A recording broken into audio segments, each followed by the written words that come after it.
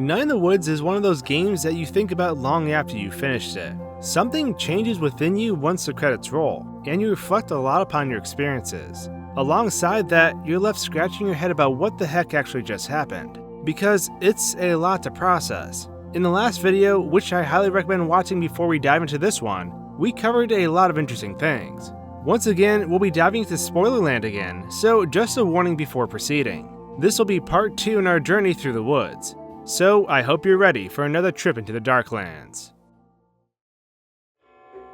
Last time, we talked about Lovecraftian goats from space, potential alien involvement, and some toxic gas that makes everyone a tad loony. Loony in a let's kill people by pushing them in a giant pit kind of way. However, there is still a lot of unanswered questions regarding many characters and even the perception of what is actually being experienced. For those who have been actively lore searching, people began data mining the game looking for further clues hidden in the files. 2 days after I released my video, a writer named Schrau released a scene that was cut from the game, which appears to be at the end of Germ's timeline. In this scene, Germ hangs out with Mae at his house and introduces her to several family members. What is strange about this scene is the fact that Germ's grandma seems to have a lot of insight in regards to the supernatural occurrences around town. She calls Mae a sturdy girl, similar to what Mae's grandfather has said to her, and then mentally dumps a lot of odd things on Mae. She talks about how she used to walk in dreams after something opened in a deep place, a hole in the center of everything, a hunger never ending, a great black goat in the trees, and a figure at the end of the hall. She then goes on about shapes, which is a similar stance Mae has shared on what she is experiencing. She describes having a bat in your hand, which seems like a direct reference to the dream Mae had with a bat in which she smashed her fears in college. Perhaps this is a dream many people have once the influence has begun. Germ's grandma then states that she should be upset because great trouble is coming her way, and that she'll be going down not far from here. I believe this to be a reference to Mae being a planned sacrifice for the pit, as Germ's house is not far from where they escaped near the end of the game. Grandmother continues by saying that Mae has a dark spot within her, and that one day she will take a life. I believe this is why the grandmother states that she won't likely see her around, because Mae has been deemed a delinquent to society and will be a sacrifice. The last thing she mentions is unhaunting a haunted house, which is a reference to the first scene in the game involving your grandfather's final moments. The rest of the scene plays out interestingly. Members of Germ's family come out while Germ and Mae jump on a trampoline, or at least what would have been a trampoline in the final rendition of the game. The first to appear states that he is invisible. You don't see us, but we see you. This statement is very in line with what the cultists say about their identities, and strongly shows that they are highly likely to be members of this cult. But this leaves us in a very interesting place, because by these events, there is something definitely paranormal going on in Possum Springs outside the realm of hallucinating gas. These things the grandma speaks of are way too close to home to simply be coincidence. And the only way she would know about such things would be to have either experienced the same things herself, or that she can read the mind and aura of Mae. However, one could simply debate this is a deleted scene though, and that it isn't canon due to not being in the game. This is where things are problematic. On one hand, you have the creator who vouched that hidden scenes shouldn't be taken as canon. But on the other hand, I talked to the entire team while at PAX East before they posted about this on Twitter. The coder for the game informed me that these scenes would have made it into the game if they simply had more time, and that the only reason they were cut were due to time constraints. It reminds me a lot of the Gaster paradox from Undertale, honestly, where assets left behind sparked a lore hunt that is still going on today.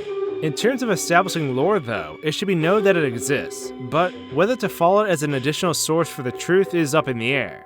However, even if the exact quotes can't be used to argue what is going on, we can still see that there is something odd about birds in general within Possum Springs. From the mysterious janitor, to the pastor of the church, to the implied wisdom the birds have that are related to Germ. All of them seem to carry a spiritual undertone, and the birds in this deleted scene seem to aid in that stance. Even going back to the constellations, birds have always been paired with spiritual roles. Rubello was the fabled so-called fire-breathing pope back from the 1400s, whose statue sits outside the church. Then there's Turn, the medium, whom died and came back to life once his spirit revisited his body. He was said to have spoken with the dead.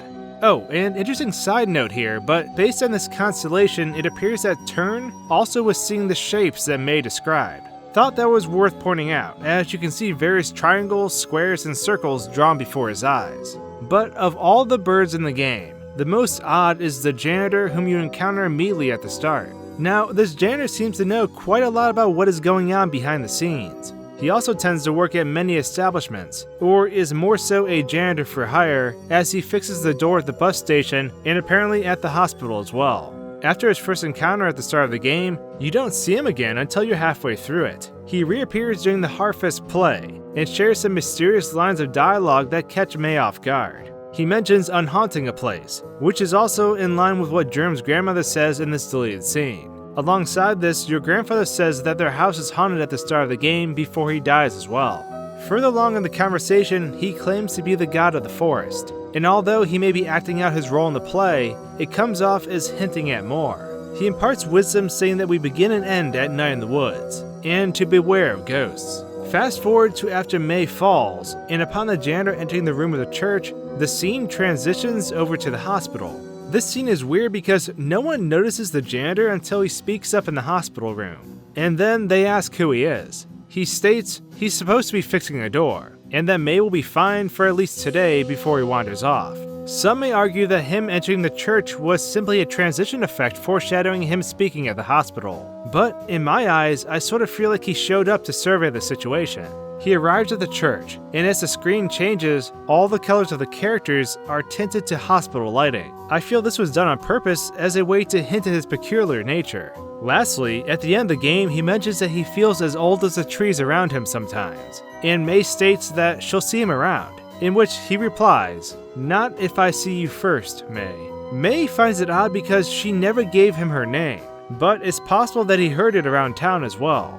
Or perhaps, he's just a god. That's a pretty far-fetched accusation, but I know I'm not the only person who immediately thought of Bruce Almighty when encountering this guy through the game. This isn't the first time a janitor played the role of God, someone who seemingly blends in with the background, who actually has great purpose. I feel there's a reason you run into him at the start of the game, and why he immediately vanishes upon going outside. He is a force that is watching over you throughout your day-to-day routine, knows when you'll be alright, and warns you of approaching danger. He isn't lying when he says he is fixing things, and I believe these doors he is fixing are not actually the typical kind. With all the crazy things that are happening around Possum Springs, in my eyes, I like to believe he is fixing the damage caused by the black goat, the creature that has caused tears with its hooves. If this creature is real, and not a product of crazy gas, then these doors the janitor is fixing could very well be him mending the dimensional rifts that this creature has caused.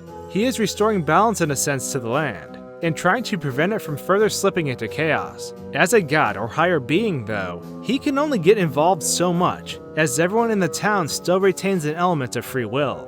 However, he can still mend the damage left behind. It's also worth noting that he resembles a statue in the graveyard, and that this is the only statue in the graveyard you encounter. It is on top of a hill surrounded by smaller graves, so it is apparent this figure was of great importance. The cost of producing statues for graves is normally very high, and on top of that, it is very common for graves to reflect certain religious attributes from what the person worshipped during their life. So, the janitor could be this important figure from the past within Possum Springs, a religious figure from history, or simply someone who just happens to look like this statue. Perhaps he is the forest god after all, as a forest god is usually all about keeping balance in life and restoring harmony to the land. But if this is the case, then it also means that everything else paranormal and spiritual in the game could be true as well. If that is the intention though, was the hallucination gas included to simply blur the line of perception for the viewer? It makes sense to cut out the family scene with Germ then. If you dive back into the supplemental installments before Night in the Woods came out, you can see that there was a goat constellation called Iben, who was also referred to as the first singer. A singing cosmic goat who is black like the space between the stars. Sounds a lot like our black goat of the woods that the cult is worshipping. It turns out that during an opera performance 100 years ago that was focused around Iben, the stage exploded and killed lots of people. So it seems death is still paired up with even this representation of the goat. Of course, this is just a tale that is told though, and also we find out at the end that this also takes place in a dream. If gas caused people of the town to go crazy, and sinkholes are readily opening up around town leaking out new gas, then those who are aware of history and stargazing could go crazy enough to believe that one of the Constellation entities has claimed stake on their planet. But if this is just a case of old people going crazy, where does Mae fit into all this? Surely she has experienced things herself. What if everything we experience is due to Mae losing her grasp on reality? Now I know that is a different stance than all the craziness we just covered, and I did hint at it at the end of my last video, but we can't rule it out. The human mind is capable of incredible things, and the deeper we grow lost, the more severe the effects it can have on us. Depression, social anxiety, and general uncertainties take a toll, and are something a lot of people suffer from. These are real issues that people battle with. Setting out into the unknown, or in Mae's case, college, is quite the daunting task, especially after already experiencing a breaking point earlier in life. By the time she got to college, she was already disassociated with her surroundings. She saw shapes, and these shapes lacked all purpose and meaning in life. Without a drive or having a purpose, life can seem pretty bleak. Life loses the spark it once had, and we wander around questioning our role in the world and if we matter. Why are we here? What's the point in anything? This feeling only continues to snowball as depression sets in. On top of this, Mae struggled with the way she looked when she viewed herself in the mirror. She tried her best to remain body positive, but her inner demons began pouring out. Once a person begins this descent into darkness, it can be hard to pull themselves out. It affects everything we do, and we are always filled with a lingering doubt. We feel like a screw-up, that nobody likes us, that we aren't attractive, and that no one would miss us if we were gone. It's a scary place to be. And when you're in this deep state of disassociation, tangled with depression, your perception of the world changes. In Mae's case, returning to where she came from only made this worse as time went on. Her return to Possum Springs was the elephant in the room she didn't want to address. The older generation would pry, and her peers would feel like she wasted her opportunity. Mae bottled it up and carried this feeling of guilt with her as a burden throughout the game. If you feel like you can never do anything right, you often never take the first step to trying anything new either, as it feels pointless. All of these things were constantly weighing down on Mae, and together they spun a web that seemed impossible to escape without the support from her friends. Perhaps this is where the dreams came from. Mae's first out-of-body experience was about her time at college, and she wanted nothing more than to destroy the statue that was pointing down at her, to smash those feelings into smithereens. Her dreams, or in some regards nightmares, were a direct correlation to those feelings. The more turmoil she had going on in her head, the more she began to experience it. It wasn't until her breakdown at the party where everything she'd been bottling up poured out, and from that point forward, her dreams began. While existing in this removed psychological state, how can we really know this didn't shape everything we perceived as the game unfolded? The hole at the center of everything could very well represent Mae's inner darkness that was consuming her. And instead of talking to the black goat at the end of the game, she had been taking a stand against her own inner demons that had been controlling her. She wanted to feel the spark of life again, that she had closed off so long ago. She may always have self-doubts, but she wouldn't let them control her. She wanted to be free, and it took all this turmoil to make her realize that. From this point forward, she would push through the dark clouds, and having the support of her friends has made all the difference. Couple this with some crazy gas, and you have yet another totally different outlook on the game, and what could have been possibly happening in it. Now, we've covered quite a lot in our Night in the Woods adventure, but I'd of course love to hear your thoughts. What was your thoughts on the scrap scene? Do you think the janitor is the god of the forest, or some other spiritual entity? And last, was the paranormal and strange things in the game influenced by Mae's mental state? Let me know your thoughts in the comments below. Oh, and before I forget, SwankyBox now has a Discord. For those who don't know what that is, it's essentially a really cool game-specific chat program where you can connect with like-minded people. You can discuss theories, nostalgia, and even your own creative endeavors. You can find a link in the description or on my channel header. And with that, thanks for tuning in to the second analysis of Night in the Woods. If you'd like to join me on my YouTube voyage and continue to piece together the mysteries of Possum Springs, then the subscribe button is just what you're looking for. Thanks for watching, guys and gals, and until my next video, cheers. You've made it to the end of the video.